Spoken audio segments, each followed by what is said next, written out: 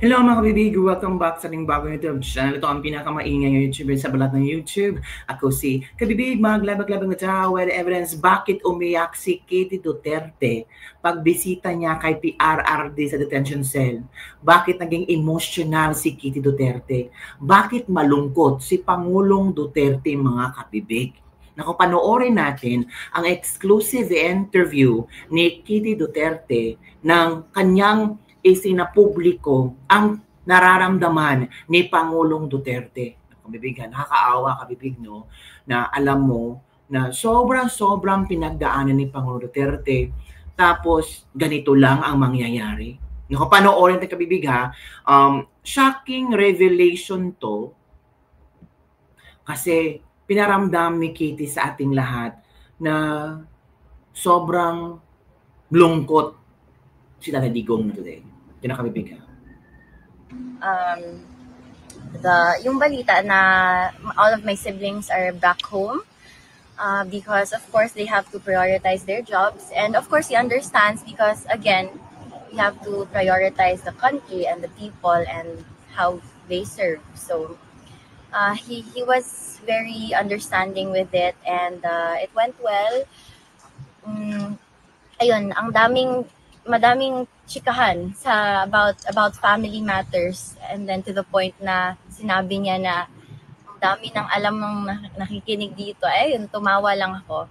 It was light. It was magaan naman talaga siyang kausap. So it was light, but it was also very emotional because I'm only gonna be here for another 2 weeks before I go back and continue with my education, with work, and with the other personal matters that I have to attend to. So he understood that also. And then I told him he told me kasi na it's okay if you are lonely, you just go home to your mama Hanilat and to Mira. But then I told him na, I don't worry about me, I'm okay, my home is wherever you are. So ayun, he smiled, he was happy to hear that. But he also reminded me that I do have to prioritize my responsibilities also because I have a life as a 21-year-old. And I said, yes, of course. In 2 weeks, I will be back home. And then the rotation of visits from the different family members will continue as usual. So, ayun, we are just hoping for good news. So, in 2 weeks' time when you leave, sino pong papalit? We're not sure pa, attorney, kasi ayun nga. That's why I heard that he was, kaya medyo, kanina I mentioned that it was an emotional visit because the guard told me that he was waiting all day for us yesterday.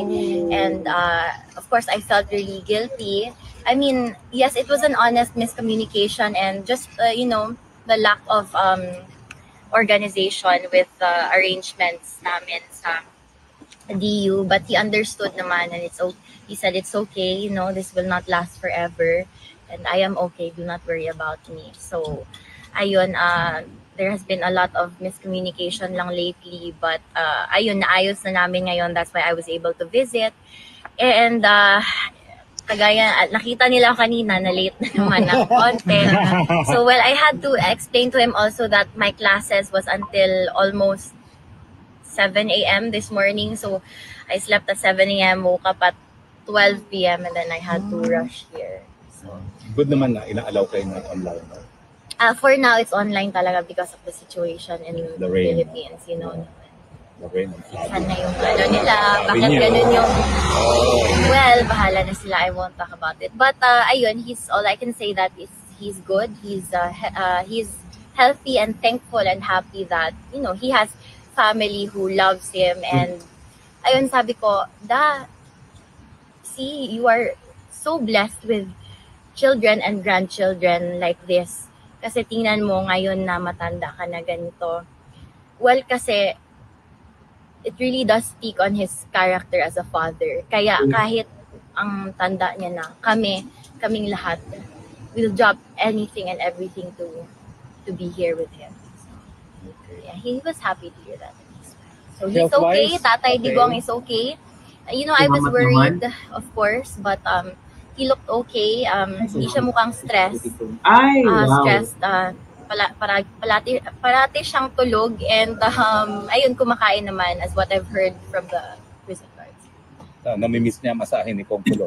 Yes, ayun nga, sabi ko, sorry ha, hindi ako naka-crash course, hindi ako ganun kagaling. Pero sige lang, maybe before I leave, magmamasahe ako sa kanya. And so to make up for it, I just sang him a song before I left. And ayun, nakasmile na. So, ayun, that's all I can share because of course we want to abide by the rules and regulations by the EU para walang unwanted consequences. Alam ba ni Tatay Digong na bawal na rin i-share yung mga... I don't think so, but he did ask if there were people, still people here, and I said yes, everyone's waiting for you. It's been 5 months, but everyone's just waiting for you to come home. So, and there's this never-ending love and support from the people, to not just to you, but to all the members in the family. So yeah, he wants to extend his gratitude and how blessed he feels to have you all. Thank you. Thank you so much. Thank you, Mangga. Pinakakaiyak mga kabibig ha. Kasi ramdam ni Tatay Digong na kasi nagigilty si Kitty kasi akala ni Tatay Digong na yung mga anak niya ay pupunta ulit sa kanya, kakausapin siya. Parang as malapit sa papa, as malapit na may mga nagmamahal sa'yo, talagang matanda na si Tatay Digong. Maramdaman mo talaga ba na ang tanging treasure ni Tatay Digong ang kanyang mga anak. Tapos pinaglalayo pa sila ng sitwasyong ito. Sana sa mga natitirang aralan na Tatay Digong, kasama ang kanyang pamilya, mga apo, ang kanyang mga anak, pero parang pinagkakaitan si Tatay Digong ng tadhana. Ano bang nagawa ni Tatay Digong kung bakit ginaganito siya? Meron ba siyang kung meron mang pagkakamali, pero hindi naman masyadong ganito ang punishment niya. Kung ito ang way niya para ipakita sa mga Pilipino kung gaano niya kamahal ang Pilipinas, let it be. Pero sobrang sakit na yung isang tatay naghihintay sa kanyang 4 na anak na dadalawin ulit siya. Mag-uusap sila, magtatawanan, naghaharutan, may magmamasahe sa kanya. Pero sa pagbalik, si Kitty na lang. At yung 3 anak umuwi sa Pilipinas kasi may mga trabaho. Parang nakukulangan si Tatay Digong ng time na makasama ulit ang kanyang anak. And we are praying mga kabibig, nakakaiyak. Si Kitty talaga nakakaiyak. And we are praying mga kabibig na sana darating ang oras, darating ang panahon na makakalaya na si Tatay Digong. Nakakaiyak. Uy, naiyak ako kasi yung sinabi ni Kitty na naghihintay si Tatay Digong sa 4 niyang anak. Imagine. Uy, nakakaiyak. Naiyak ako na yung si Tatay Digong naghihintay sa kanyang 4 na anak, baka super excited siya, baka naligo siya, or baka may mga ipagsasabi siya, i-share siya ng mga life experiences. Pero pagdating si Kitty lang, tapos parang Kitty feel guilty kasi late pa si Kitty. Ang sakit.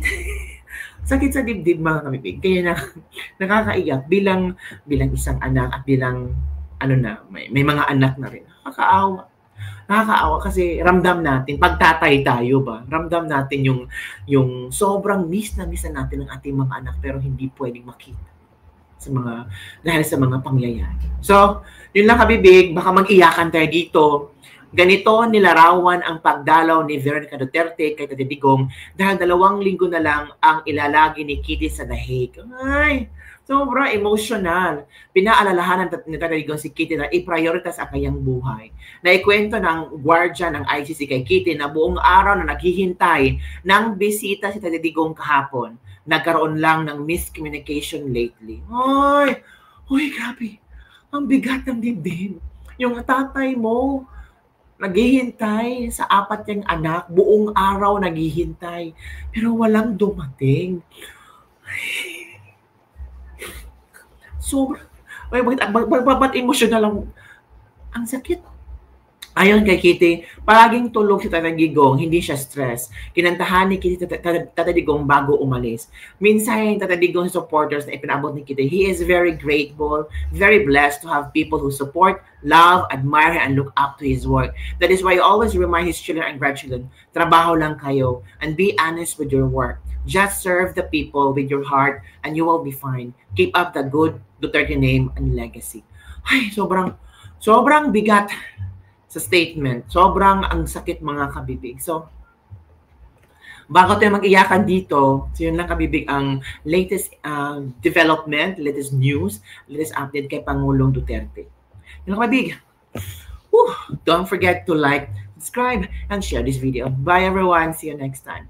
Bigat. Sobra yung sinabi ni Kitty na buong araw naghihintay si Tatay Digong sa kanyang 4 na anak na pupunta doon. Pero miscommunication, hindi nakarating yung 4 na anak. Diba? Sakit. Grabe. Sana sa mga taong tumulong, sana sa mga taong gumawa nito ni Tatay Digong, yung kinidnap siya, nilagay sa ICC, sana doble, triple, madaming beses mararamdaman niyo kung ano ang feeling ng pamilyang Duterte sa pinaggagawa niyo. Sana makarma kayo. Sana makarma kayo. At sana sa panahon na kayo na lang ang mag-isa, walang makaalala sa inyo. Ni maski isang Pilipino ang makaalala sa inyo. At ma-realize nyo lahat ng ginawa nyong kasuklam, kagaya ng ginawa nyong kay Tatay Digong. Sana maparamdam ng Panginoon yung sobrang sakit na ginawa nyo sa dating presidente na wala namang ginawa sa inyo. Diba? Basta galit ako eh. Naawa ako.